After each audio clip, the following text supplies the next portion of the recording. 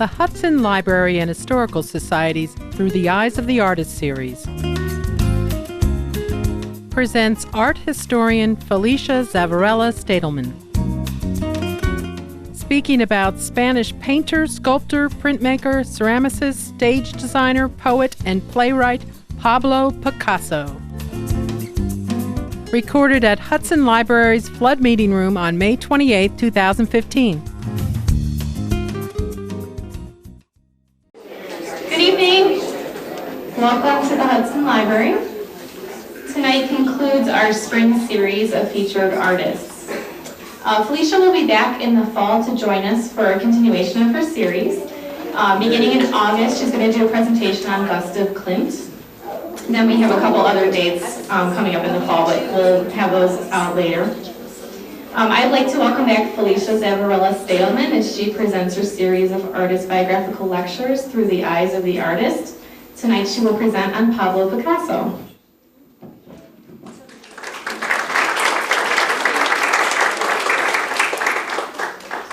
Welcome. I thought for sure, I told Allison, I think it's so nice out. People are going to stay home, but you're here, and I appreciate it. And I'm glad because it took me 5 years to write this presentation. Every time I would read one of his letters or a book about him, I'd get so agitated. I'd throw it down and tell my husband, I cannot do this. I can't do this artist. First of all, I don't get him, plus his stories were kind of crazy. And all of a sudden, in the last couple years, I read a letter that he wrote that made me think, aha, I've got the hook. So I put the story together. Picasso said, when I was a child, my mother said to me, if you become a soldier, you'll be a general. If you become a monk, you'll end up as the Pope. Instead, he said, I became a painter, and I wound up as Picasso. I could stop here and you would kind of get the whole story of who Picasso is. So who is this guy? He is larger than life, bigger than big, impossible to get your head around. To try to talk about his art, you have to decide which Pablo Picasso you're talking about. The groundbreaking inventor of Cubism, the neoclassical artist of the 1920s, or the political painter of the 1940s. His personal life is no more coherent. Is the real Picasso the womanizer with an endless stream of lovers? The hard-hearted jerk who one former mistress called him morally worthless? Or the bitter old man who refused to see his own children or grandchildren? Maybe the charismatic lover, the beloved husband, the loyal friend, all rolled up into one person. To try to understand Picasso, you have to view him as you would one of his Cubist portraits. Just as in Cubism, you see both sides of the face in profile. With Picasso, you need to see all sides of the artist all at once. And that's no easy task, holding this baffling, intimidating man in your mind, but whoever said Cubism was easy? Picasso was born in Malaga, Spain, on October 25, 1881. He was the son of Ruiz Blasco, who was a professor of drawing, and Maria Picasso Lopez. Now, he loves to tell the story of his birth. Near midnight, the midwife had given him up for dead and turned to comfort his mother, whereupon the doctor, who was his Uncle Salvador, blew cigar smoke into the stillborn baby's face, and he promptly cried himself out of suffocation. She's going, I heard that story. Oh, okay. He was christened with this name, and I'm going to give this a shot. I've done this presentation a zillion times. Pablo Diego Jose Francisco de Paulo Nuan Nomenico Maria de los Remedios Cipriano de la Santísima Trinidad Clito Ruiz y Picasso, 23 names. Let's just stick with Pablo. He was raised by a pack of women, including his strong-willed mother, grandmother, 4 aunts, several cousins, 2 sisters, all of whom indulged him to a ridiculous extreme. And it made him, in his words, crave unqualified affection and tended to make me take women's attention for granted, resulting in a rather contemptuous attitude towards women. So at least he had a reason for it. The very concept of machismo is of Spanish origin, suggesting that Picasso almost took it as his birthright to dominate women as he dominated art. He hated authority. He was not a good student, possibly because of his dyslexia. He had trouble learning to read and write. Instead of doing his schoolwork, he would bring a pigeon to class and spend his time drawing it. Now, his father was Jose Ruiz, and he himself was an artist, Picasso said, of indifferent talent, who worked as a curator for the regional museum where he grew up, and he taught his son to draw. And by the time Picasso was 12, he was considered to be an art prodigy. He had so outstripped his father's own talent that his father handed over his brushes and never painted again. Later, Pablo took to signing his paintings with his mother's name, Picasso, rather than his father's, which was kind of an homage to his mother, but also he felt that his father was a failure. By the age of 10, he was helping his father finish his paintings. By 13, it was evident that Picasso was a prodigy, and he was enrolled in an art school with 23-year-olds as his contemporaries. He received conventional training of an art student, learning to draw from classical models, but he absorbed all the lessons immediately and was constantly looking for new stimulus. The family moved to Barcelona in the autumn of 1895 after the premature death of his sister Conchita. This is some of his early work that he did when he was somewhere between the ages of 13 and 14. His sister Conchita, he did this sketch when he was 5 years old. So she passes away, and he enters a local art academy, although he has a great deal of sadness, where his father assured him that he would become a great artist. And his father assumes a post as a professor of drawing at this academy.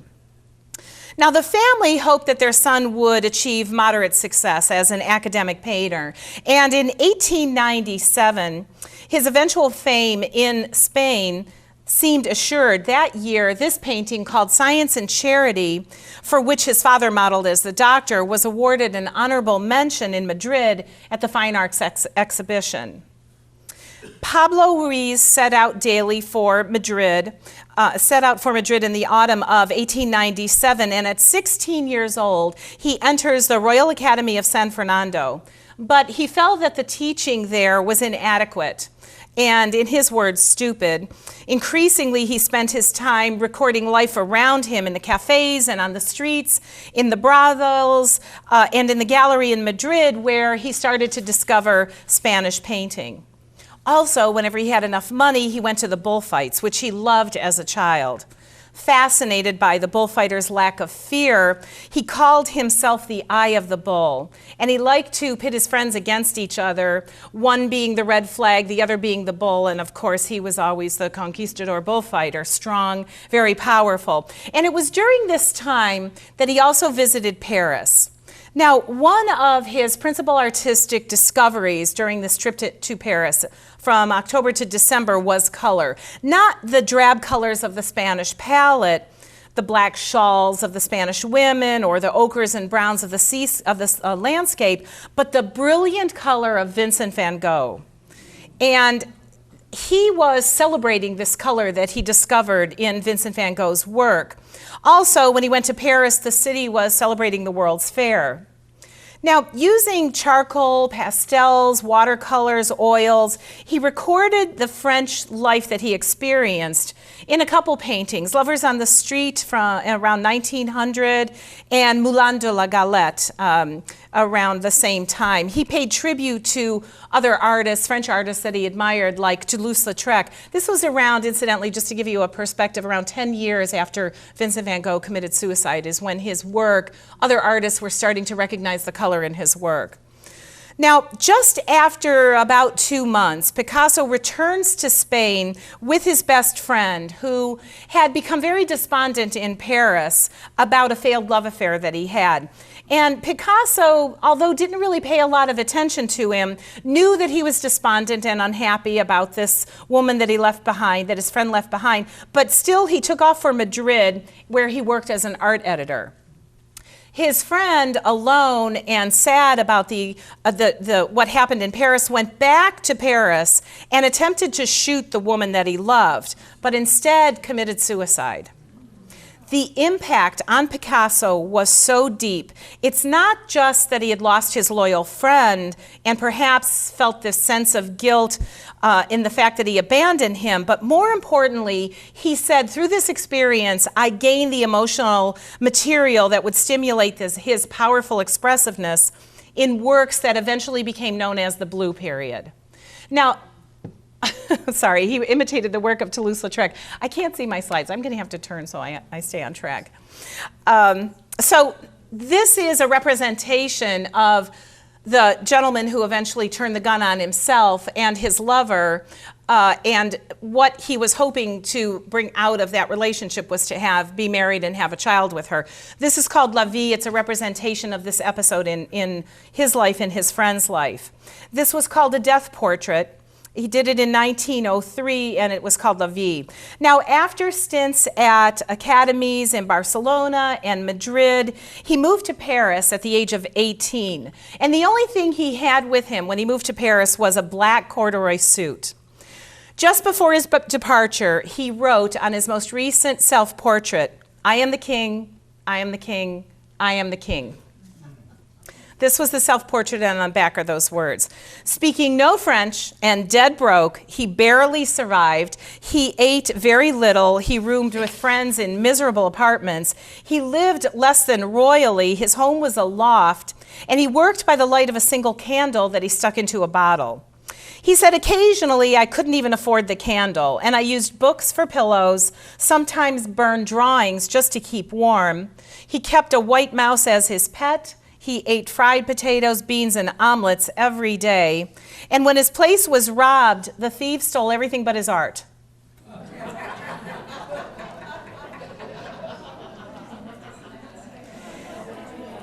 Now, during this time, during this blue period, he was often depressed, very hungry, isolated, because he hasn't yet mastered French.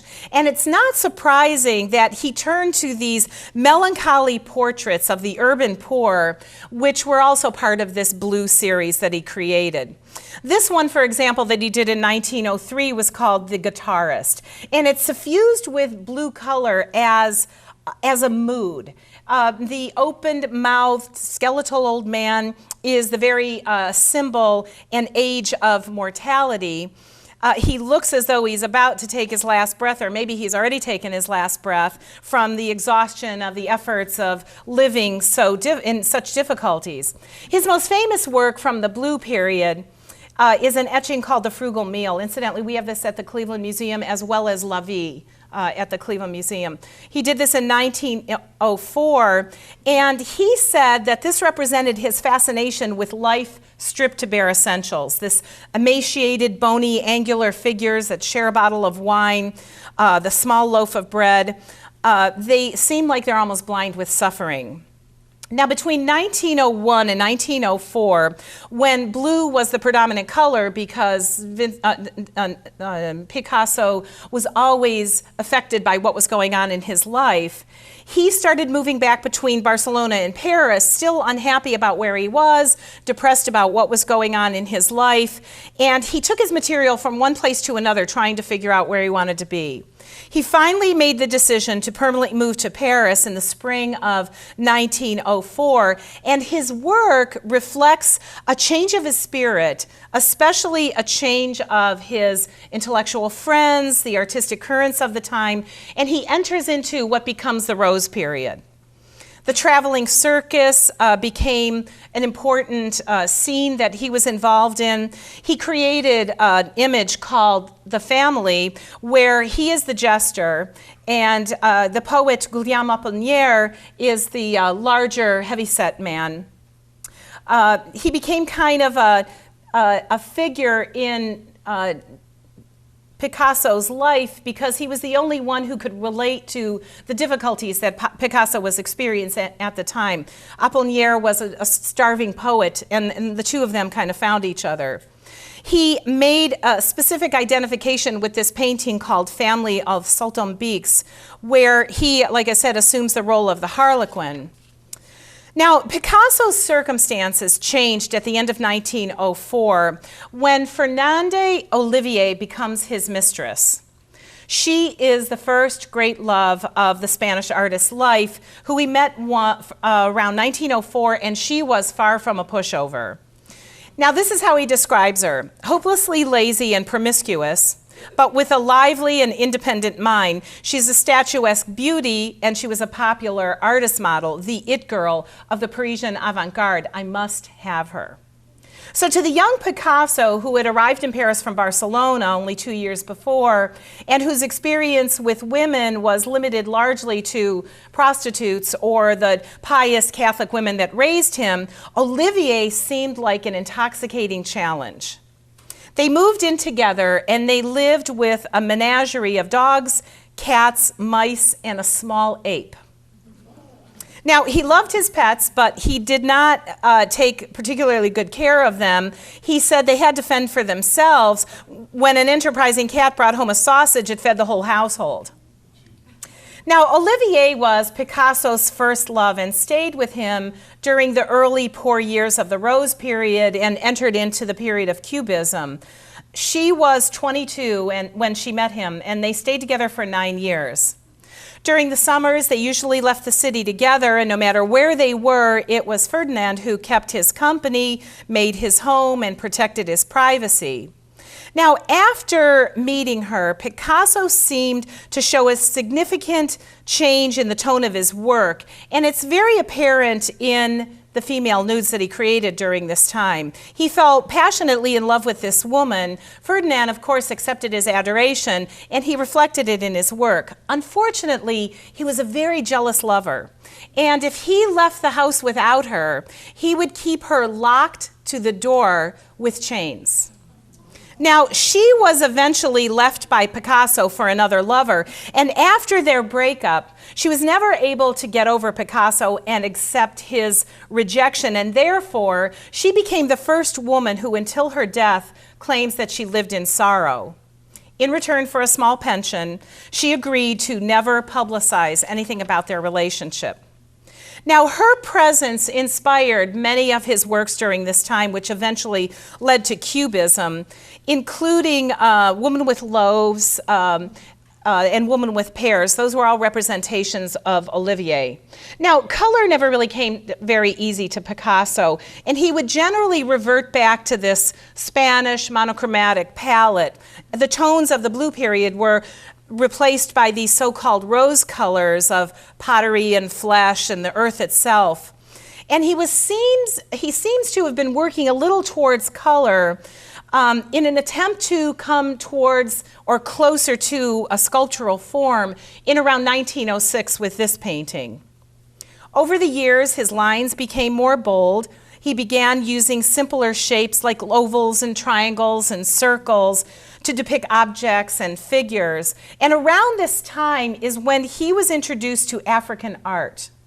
And he was entranced by the powerful forms and the bold abstraction of the ceremonial masks and the influence of geometric abstraction and African masks came together in a revolutionary painting that he created in late 1907 called Les Demoiselles d'Avignon, named for the Avignon brothel that he used to frequent. And the painting shows the 5 women of the brothel presenting themselves to the clients.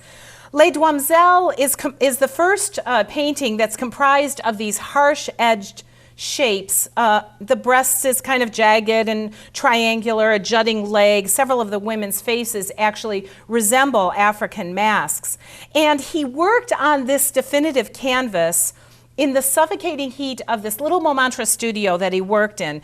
And when he did it, he said, "I was consumed with jealousy and anger towards Olivier, who had temporarily walked out on him, and the emotional violence that he felt with the fact that she was temporarily abandoning him blasted into this painting, this emotional violence, and it blasted the whole idea of the Renaissance idea of fixed perspective, changed the whole course of Western art with this one painting. Now, even Picasso's most ardent supporters were flabbergasted by this painting.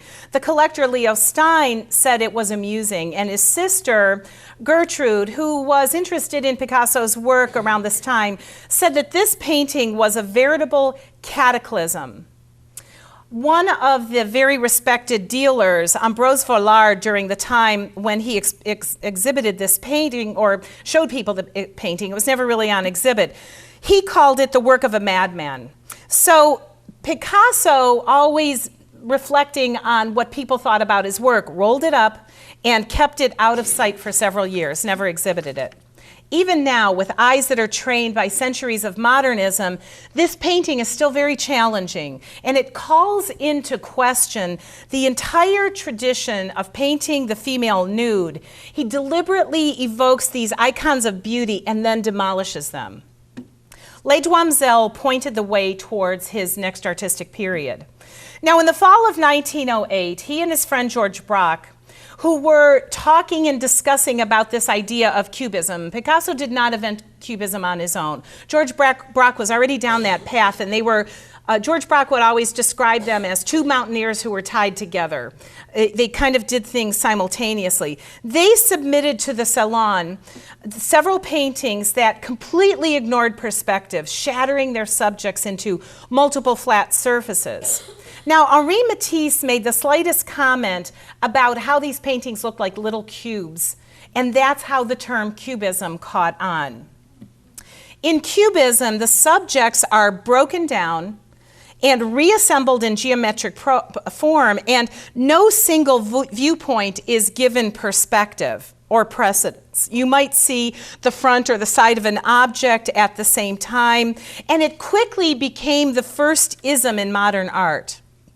Now, because people didn't understand where George Braque and Picasso were going with this, hordes of artists furiously debated over its proper aims and approaches. They didn't want to seem like they didn't know what was going on. And before long, this style became loaded with rules and intellectual theorizing, little of which Picasso endorsed. As a matter of fact, George Braque and Picasso would have a laugh over a glass of wine over what they were putting into this experiment that they put together. But at least now, people who were a little afraid of this modern art that was approaching the scene and worried that they might seem as though they're not very intelligent were starting to buy these paintings. And he was making enough money to move into a decent apartment, although he remained as much a slob as ever. His friends describe his living among towers of piles of papers, receipts, canvases, empty bottles, crusts of bread, and there would be tiny paths that would bring him to the bathroom or to the easel. He was probably one of the world's worst hoarders, I think. World's first hoarders, probably. Now, Picasso seemed massive, and yet he was only 5'2" tall. Very small man. Although he never exercised, he was very fit, he had unusual stamina. He could stand in front of a canvas for 7 or 8 hours at a stretch. His work was most important to him, and his favorite motto was tout ou rien, and he was hugely productive. Now, a master of publicity, Picasso decided early on, and these are his words, that the amount of money a painting sold for was directly related to the legend surrounding the artist. He said, it's not what an artist does that counts, but who he is. And that's evident in a little story that I'm going to tell you about Picasso when he was a little older. A beautiful woman came up to him in a bar and asked him if he would put a little sketch on a napkin, and in about a half a second he sketched something out. And she said, this is beautiful, and tried to take this from him, and he said, that'll be $25,000. And she said, well, how could it be $25,000? It only took you less than a minute to create. He said, no, it took me 40 years, meaning his name. And so, with this penetrating stare and his radiated self-confidence, he cultivated the image of Picasso. That's what his work was about, the man Picasso. And he liked to be in command of absolutely every situation.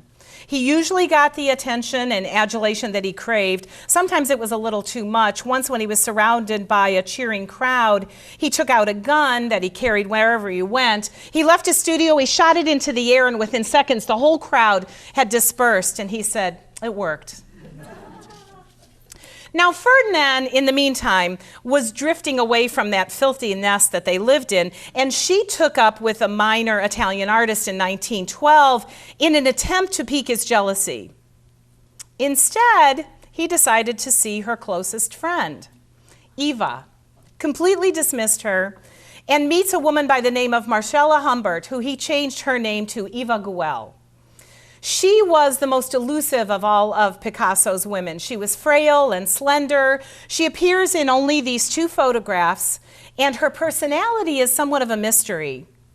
His time with her coincided with the moment that went from cubism to synthetic cubism when he was about 31 years old, where observational elements were synthesized into this abstract, semi-abstract composition, often including collage or text. Now, he never painted Guel like he did the other women in his life, but he did pay homage to her in several of his paintings, which include this one. On the bottom, he wrote Ma Jolie. That was a tribute to the woman that he was in love with at the time, Eva Guel, who we always called Ma Jolie, my pretty one. And that's probably the most overtly affectionate artistic gesture that he ever made to any of his women.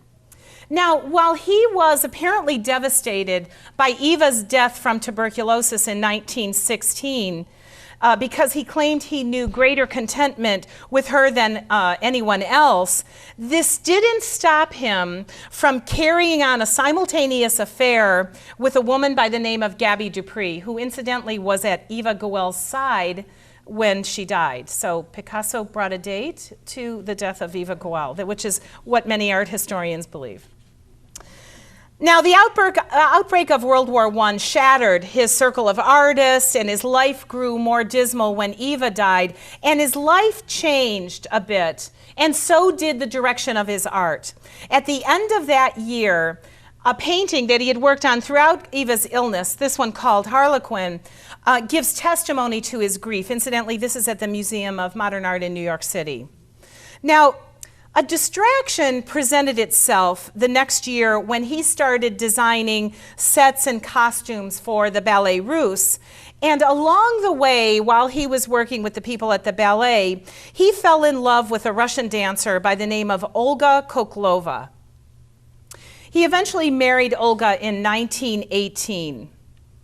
His marriage to the Russian dancer Olga coincided with a complete reversal of artistic direction. Now hang on to your seats.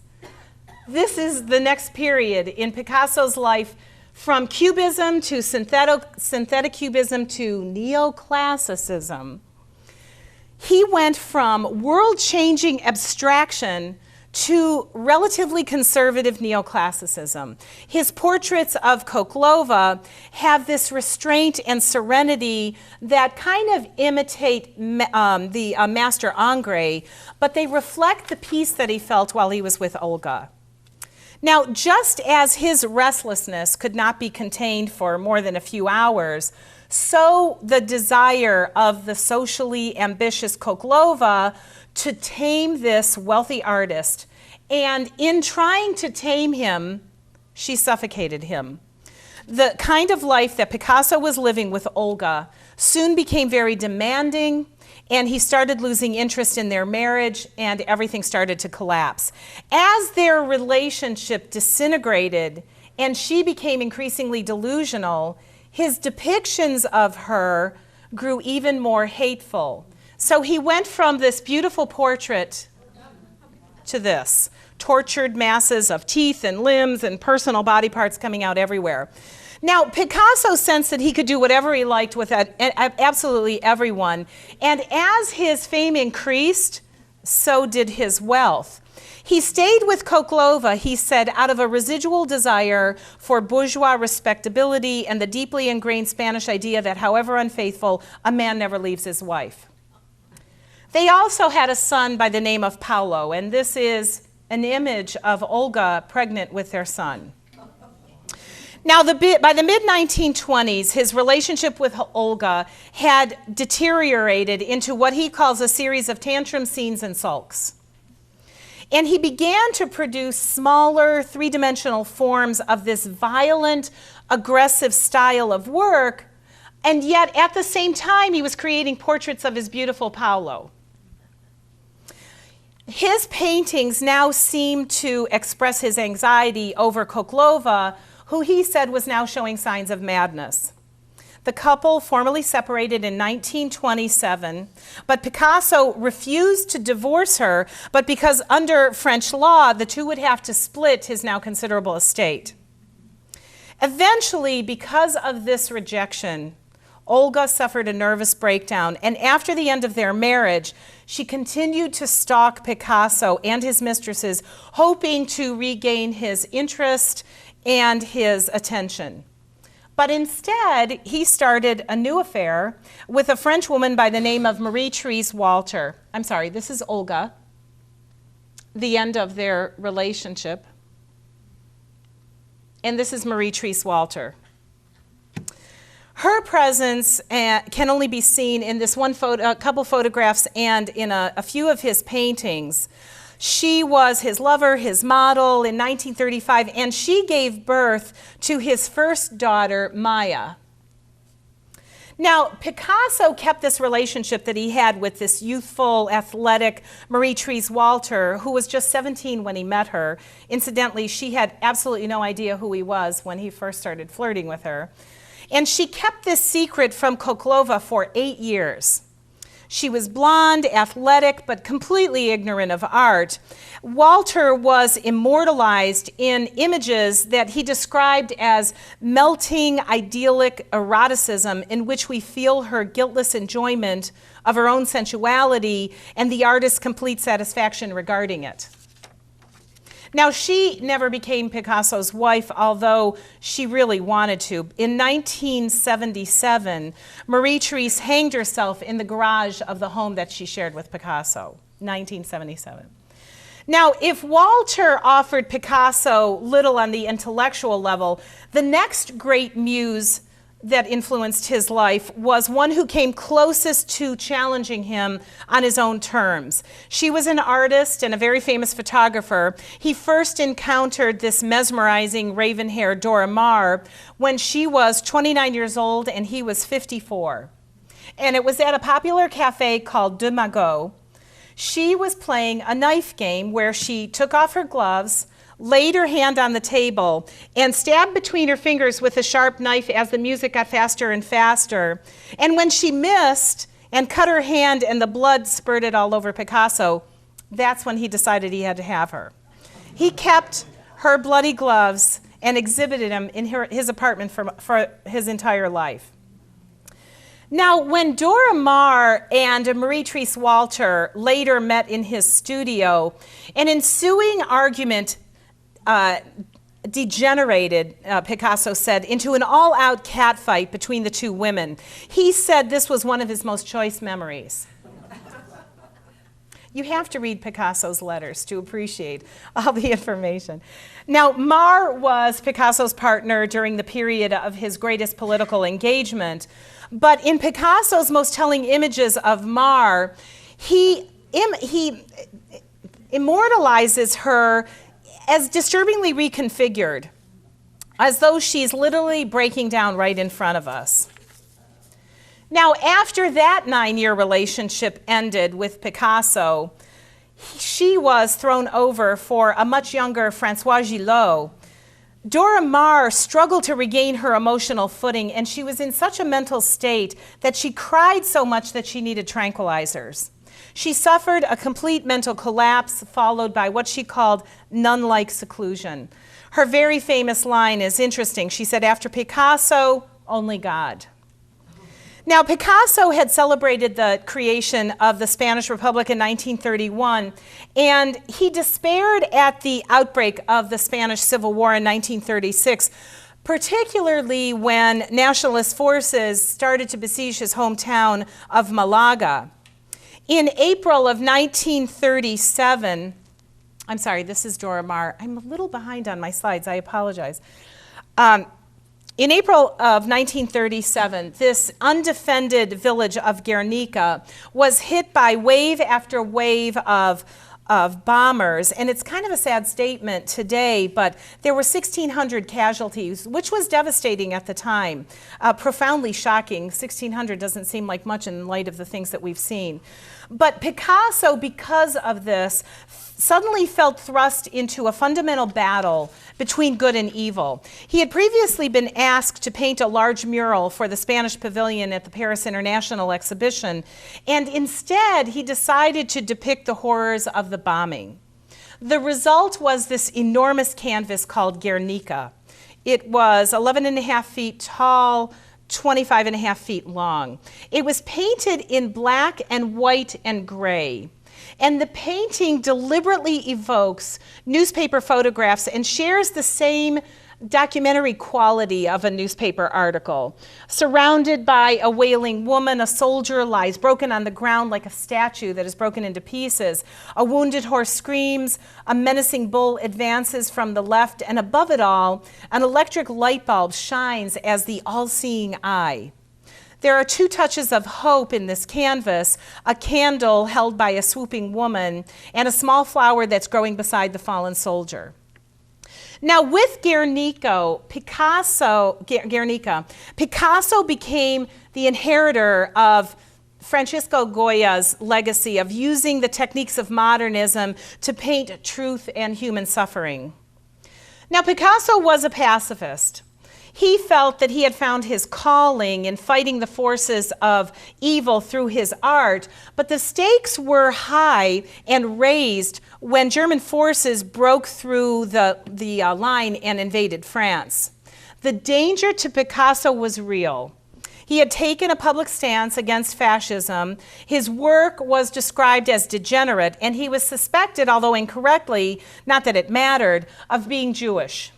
His first instinct was to flee to the Atlantic coast, and he could have escaped to England, the United States, or South America, but instead, he deliberately returns to Paris. It was the most courageous decision of his life. Picasso endured an endless parade of German officials trooping through his studio. They checked and double-checked and triple-checked all of his papers.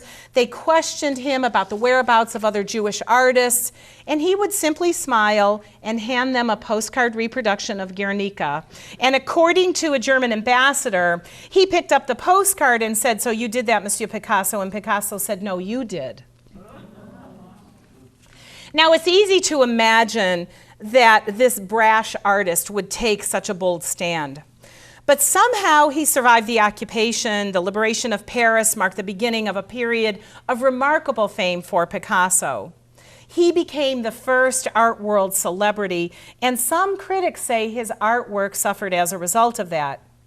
His personal life continued to be complicated, and as always, it defined and encroached in on his art. Now, just in case it should be thought that Picasso had things entirely his own way, the relationship he had with his next woman, Françoise Gillot, was very, very different. This young law student and aspiring artist seems to have handled Picasso's cruelties and perversities with amazing skill. She was the only woman to leave Picasso entirely voluntarily, with her dignity more or less intact. She began this affair even though he warned her by saying, "Women are machines for suffering, and for me there are only two kinds of women, goddesses and doormats. Which one are you?" The night they met, Picasso invited her to his studio, and it seemed to Françoise to be the beginning of an exciting life, offering her the possibilities in her personal life and in her artistic career. Their affair began when she was only 21, while he was already 63, and their relationship lasted for 10 years, during which time Françoise had to put up with Picasso's domineering characteristics and his unfaithfulness. Their relationship produced two children, Claude and Paloma, with whom they lived a relatively normal family life for 10 years, although he was somewhat of a misogynist and a Svengali. But this domestic stability, was it really good for Picasso's art? Although he captured Gillot's features in a series of radiant drawings and sketchings, this became his period of greatest fame when he lived like a millionaire, because he was one, on the Côte d'Azur, and he was cut off from all external reality. It was very easy for him to play that part that he created of Picasso. Now, while having an affair with Francois, he meets 17-year-old Geneviève Laporte, who interviewed him for a school newspaper. She became his latest fascination while he was living with Francois. In May of 1951, he began a 2-year affair with this young girl, and the relationship started when Laporte visited him at his studio while he was still living with Francois Gillot. That summer, he took Laporte to Saint-Tropez, leaving Francois behind, and after declining Picasso's invitation to move in with him in a house that he wanted to buy for Geneviève, she left him in 1953. Now, Francois became very annoyed by Picasso's affairs, and she also left him in 1953.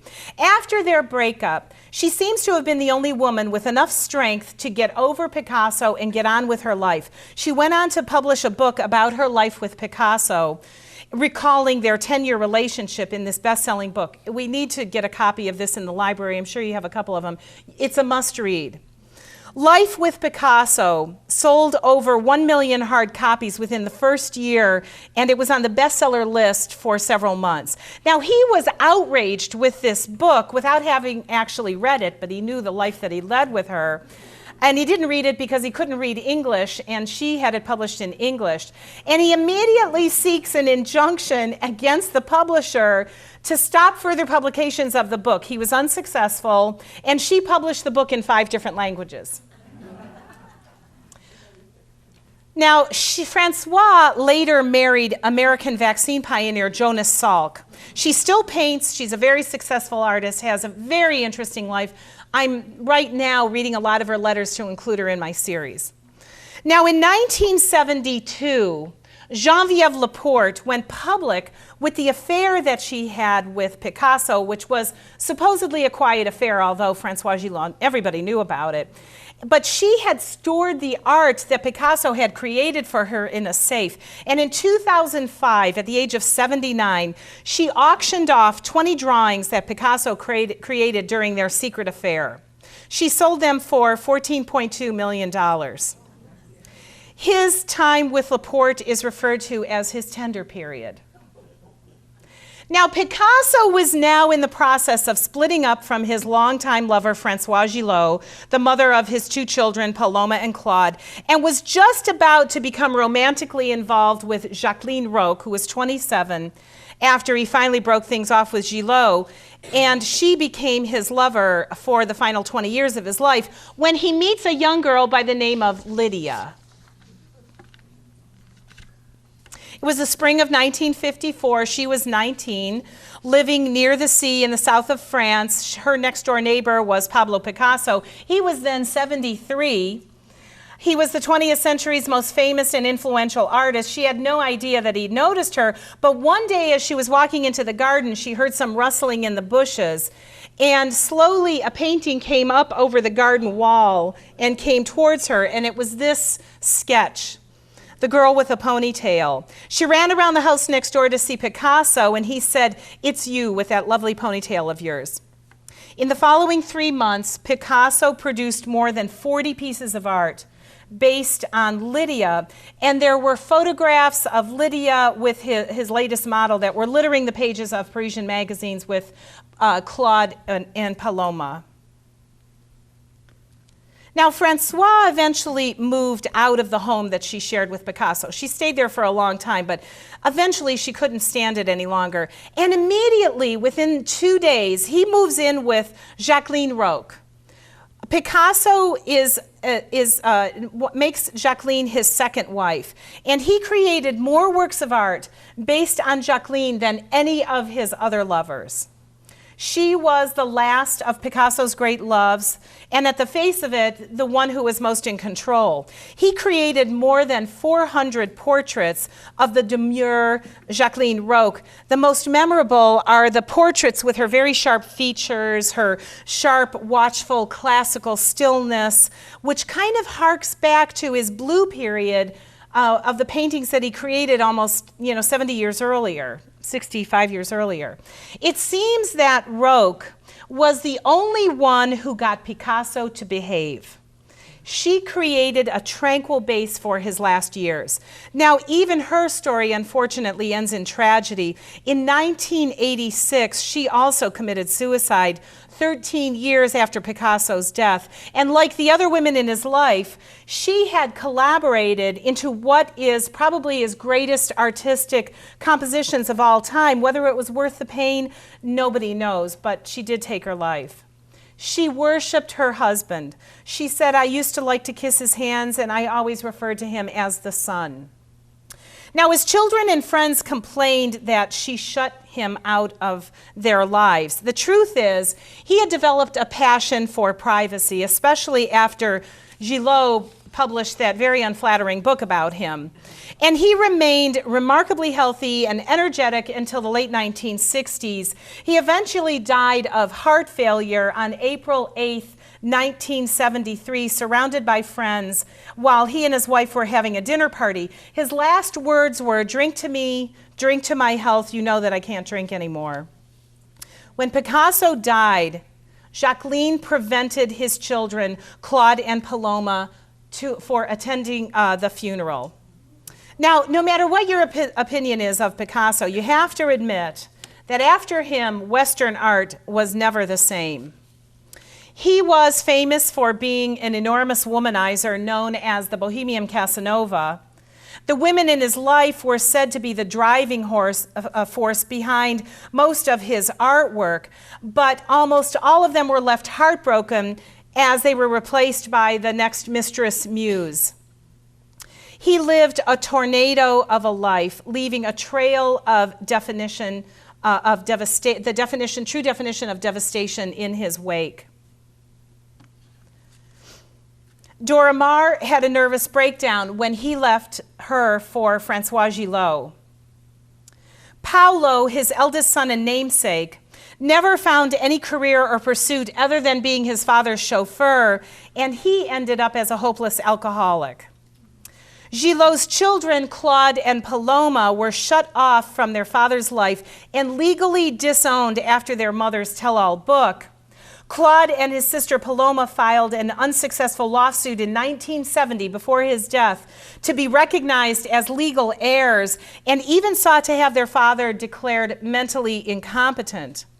Eventually, and fortunately for them, French inheritance laws were changed, and it permitted Claude and Paloma to be legally recognized as heirs, along with their half-sister Maya, Pablo's daughter by Marie-Therese Walter.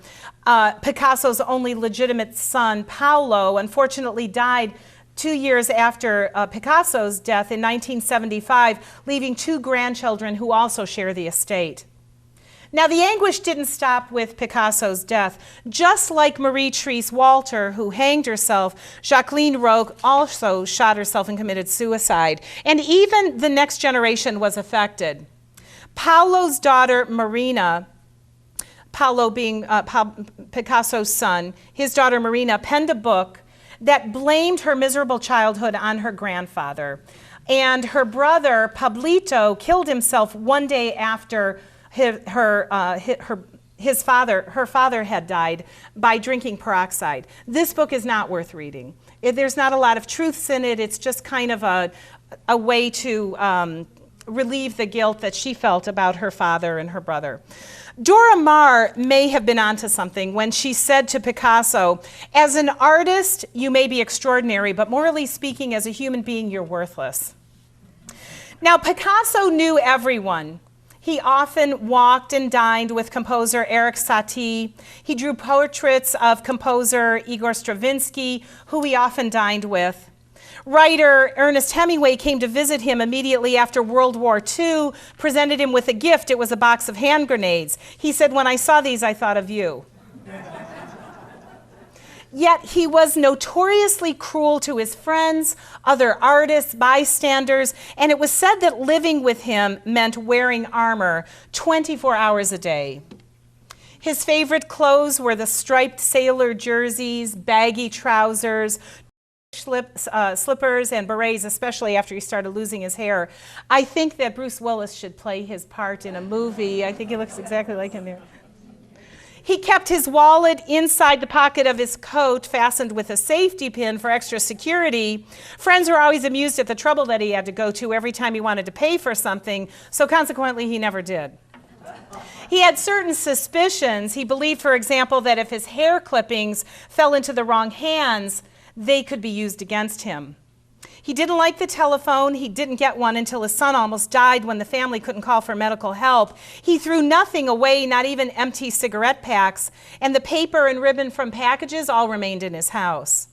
He kept a diet of fish, vegetables, rice pudding, grapes, raspberries crushed in milk, large pieces of fresh ginger, carrot and pea soup, and mineral water, and that's the only thing he ate.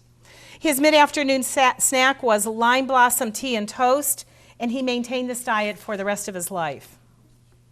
Restless, he moved often. He bought one of his 3 mansions on the south of France for the price that he got for one of his still lifes, which tickled him. In one chateau, he covered all of the walls of his luxurious bathroom where his wife would give him a bath with wild jungle beasts. In his last villa, it was protected by electronic gates and guard dogs. Now, there was hardly a tameable animal that he didn't shelter at some point, including a monkey, Esmeralda the goat, reptiles, and numerous Afghan hounds. As soon as he could afford it, he hired a chauffeur because he said driving is very bad for a painter's wrists. Gradually, he cut himself off from almost everyone except his fans. He refused to meet his grandchildren, and at his 80th birthday party, for which thousands of invitations were sent, he arrived escorted by police, and he remained vital and prolific into his 90th year when he did 200 paintings. He was still working the day he died, 2 years after he was diagnosed with some heart problems. And his last words to his doctor were, "You are wrong not to be married. Women are useful. They defined me." And when I read that, that's when I decided that's how I was going to write Picasso's story. Now, here's some Picasso trivia that I couldn't weave into the presentation, but I wanted you to know anyway. Picasso was a communist, which was ironic in light of being the world's wealthiest artist. At the time of his death in 1973, he left an estate valued at $442 million, which is about $2.1 billion in today's dollars. He's best known for his paintings, but he experimented with a number of different mediums: sculpture, ceramics, drawings, printmaking. He even designed curtain sets and costumes for a handful of ballets. And he also wrote a great deal of poetry. Now, if you can tolerate it, you need to Google it and read it. It's interesting. He also authored 2 plays in the 1940s. He dies without a will. His estate was eventually divided between Jacqueline, the 3 children, and grandchildren, 2 grandchildren. When he died, more than 45,000 paintings, sculptures, ceramic objects, sketches, and lithographs were found in the 3 villas that he owned by the French Riviera. It was said that he would fill up one house, and when he could no longer get through the path, he would lock the door and buy another one. One art historian said you would have to rent out the entire Empire State Building to house all of the works that were left behind. His overall output was staggering. He produced over 13,000 paintings or designs, 100,000 prints and engravings, 34,000 book illustrations, 300 sculptures. He became the most prolific artist ever. His paintings rank among the most expensive artwork in the world. An estimated 350 of his works have been stolen, more than any other artist. He's had more auction sales more than any other artist. As of May 2011, his works have been sold at a rate of 14,595 times the total worth of their value. Femme au Bois Quoi sold for $55.6 million in 2000. Boy with a Pipe, $104,000 in 2004. Dora Maar au Chat sold for $110 million in 2006, only to surpass it with Nude, Green Leagues, and Bust, which sold in 2009 for $115 million. Marie Therese Walter was immortalized in La Rêve, and that sold for $155 million, which incidentally, a funny story goes with this. The buyer agreed to buy this painting from a Las Vegas casino magnate, and that when they were getting ready to close the deal, they shook hands. The guy who was selling the painting walked into it and stuck his elbow right into it. So he got it fixed and then sold the painting to that same person. At the time, he was going to sell it for $139 million. He just sold it to him for $155 million. In 2006, he was going to get it for $139 without the elbow. Now, this year, I'm sure you've heard, the Women of Algiers, the most expensive piece of art ever sold at auction, sold for $179 million. More of his paintings, 190 of them at last count, have sold for over $1 million, more than any other artist. Now, what is typical of Picasso is that you cannot capture him with a single net. At one moment, he's a poet, the next, an absurd buffoon, tender and romantic to the point of sentimentality, intellectual to the point of arrogance, a compassionate man, exquisitely refined and deliberately brutal. His life was a PR campaign, playing off of the scandals, the viciousness to his own children, his exaggerated virility, his beastly treatment of the women in his life. However, he was always forgiven. Even his membership in the Communist Party and his controversial comments about Joseph Stalin, he was still awarded the Stalin's Prize for Peace in 1950. So all of that was just ignored by his admirers. Whatever else he was, Picasso was the most potent single force in the art world in the 20th century. Matisse and Kandinsky might rival him as second leaders in the most violent revolution since the Renaissance, but neither of their revolutions was quite as drastic, as far-reaching, as varied in the manner of assault against tradition as Picasso's. I love his quotes. He said, many people say they don't like my art because they don't understand it. Well, I don't understand Chinese, but that doesn't mean I don't like it. And then another famous quote, there are painters who transform the sun into a yellow spot, but there are others who, thanks to their art and intelligence, transform a yellow spot into the sun. Now, there's a story that that's told about Picasso, that he used to love to imitate other people's work. This is his version of Gustav Klimt's The Kiss. His version of Matisse's The Open Window. Picasso's Van Gogh. And his version of Luncheon in the Grass. Remember that scandalous painting where everybody was nude. And that's the story of Picasso.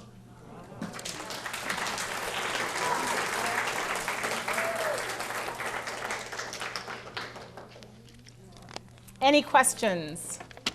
Yes? With all those sales and prices, I assume all those pieces are in private collections? Well, let me tell you who owns most of our artwork. They're the royals of Qatar. They're the ones who bought the last several pieces. They're the one who bought Cézanne's, Renoir's pieces, Van Gogh's pieces. There were Japanese industrialists who eventually sold all of their stuff to these leaders, the royal family in Qatar. Is that what the area is called? So, you know, the museums are even starting to sell off. They're losing money, and they're starting to make reproductions of artwork and sell the originals to the Qatar family. So I wonder in my grandchildren's generation where the original artworks are going to be. But Cleveland has two, you said? Cleveland has two, yes. La Vie, and the two from the Blue period. That one's real big too. It's really big piece. Yes. Being that he was so wealthy while he was alive, did he have followers that collected his art specifically? Oh, yes. Gertrude Stein and her brother Leo were big collectors of his artwork. Yeah. Anybody who was anybody had Picassos. Any upper middle class family had a Picasso sketch. He created, hundreds of thousands of paintings, sketches. Any other questions? Well, thank you so much for being here, allowing me to share my passion. I hope I see you in the fall. Oh, you will.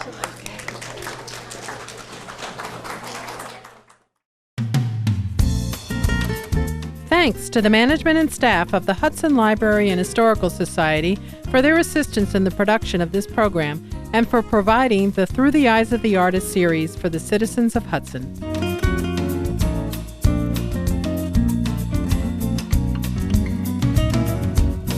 For a DVD or Blu-ray copy of this or any HCTV program, contact Hudson Cable Television at 330-653-2500 or via email at hctv@hudson.oh.us.